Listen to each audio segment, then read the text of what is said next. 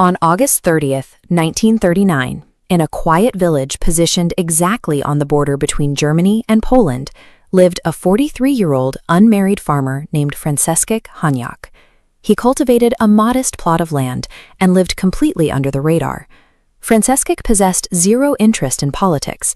He had no ties to military strategy and no connections to intelligence networks. Yet, on that evening, German intelligence agents stormed his farmhouse, arresting him without charges and leaving his neighbors entirely bewildered. They were not recruiting him for a mission. The following night, operatives injected Franciszek with a lethal dose of drugs. While completely unconscious, he was loaded into a black car and driven through the dark toward a local radio station in a town called Gleiwitz. Meters from the front doors, the vehicle stopped. The operatives dragged his body onto the pavement and shot him in cold blood before he could ever wake. His corpse was placed squarely in front of the building to serve a highly specific function, a physical theatrical prop.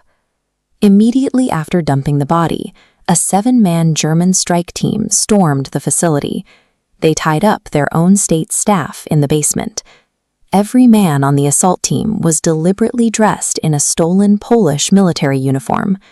One operative, fluent in the local dialect, stepped up to the emergency microphone and broadcast a fabricated 9-word message in Polish, demanding an immediate armed uprising against Germany. This staged assault, complete with a murdered farmer and a fake broadcast, was the exact operational signal the state required. It justified launching a full-scale invasion of Poland the very next morning. The global conflict that followed eventually claimed over 70 million lives. While the geopolitical plans for war had been prepared for years, it was this single, meticulously engineered media deception that provided the authorized pretext to set the world ablaze. By military standards, the Gleiwitz operation actually failed. The transmitter they captured was a low-power storm warning system. The 9-word broadcast barely reached a few scattered municipalities before cutting to static. But the live audience size was irrelevant. The true take was the morning edition. By 10:30 p.m., official state radio in Berlin interrupted its programming to report a treacherous Polish attack. The next day, the New York Times ran the manufactured story on its front page.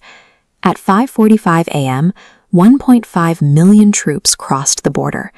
Mobilizing, equipping, and deploying an army of that size within 8 hours as a reaction to a sudden border skirmish is logistically impossible. The military had been waiting for the narrative to clear the path. The political leadership stood before Parliament and successfully inverted reality. The state whose intelligence agency had just executed an innocent man framed itself as a righteous victim defending its borders. In 1939, altering a nation's perspective required physical bodies and extreme logistical risk. Today, the same logic of narrative control is applied through our devices, operating with a frictionless ease that makes a staged radio broadcast look primitive. In 1971, decades before smartphones existed, economist Herbert A. Simon identified a critical vulnerability in modern media systems. He noted that in an information-rich world, a massive wealth of data inherently creates a severe poverty of something else. Information consumes the attention of its recipients. Look at the physical constraints of early data storage. Archiving and transmitting facts used to be expensive and slow. Now, consider that over 500 hours of video are uploaded to platforms every single minute. At this volume, traditional censorship, the manual act of identifying and deleting individual facts, cannot keep up with the math. There is simply more content generated every second than there are human eyes to monitor it.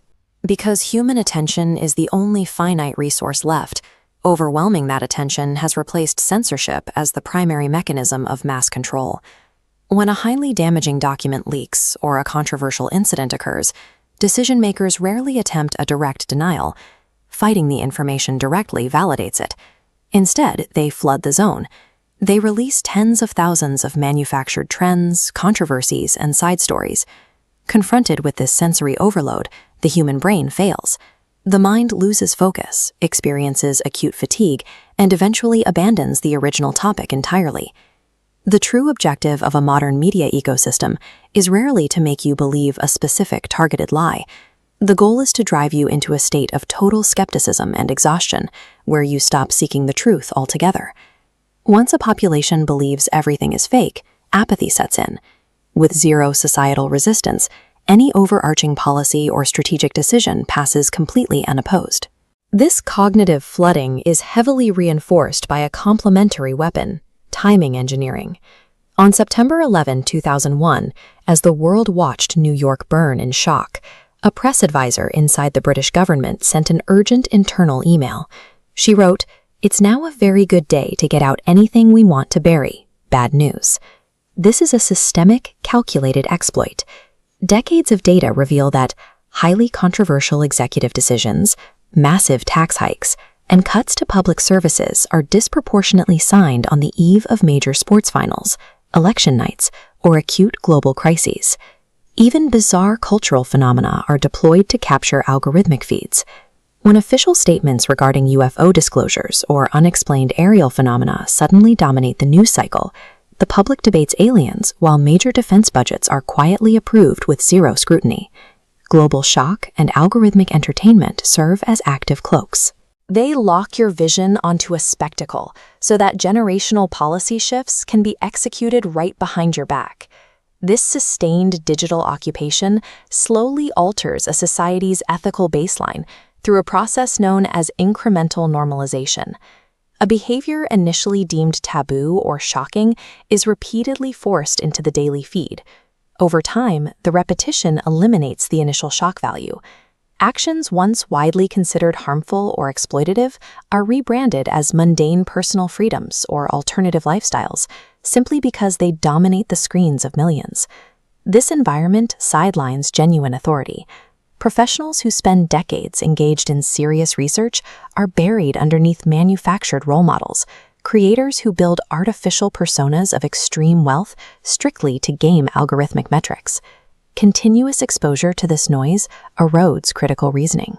An entire generation is conditioned to evaluate truth, authority, and success based strictly on follower counts rather than factual substance or moral weight. Deconstructing these mechanics is not an exercise in paranoia. It is about building a profound, protective awareness of the media environment we actually inhabit. This is an invisible battlefield, and the primary target is your cognition. Maintaining clarity requires standing firm against a continuous current of digital noise. Refuse to let a trending topic dictate what holds value in your life. Do not surrender your mental clarity to systems engineered to fragment your focus and submerge you in triviality. When the environment grows loud, become the intentional observer. Filter the inputs, identify the underlying mechanisms, and anchor yourself to unshakable core principles. The strategies of deception have evolved from stolen uniforms and staged crimes to algorithms and sensory overload. In this era, your attention is your most valuable asset. Guard it relentlessly.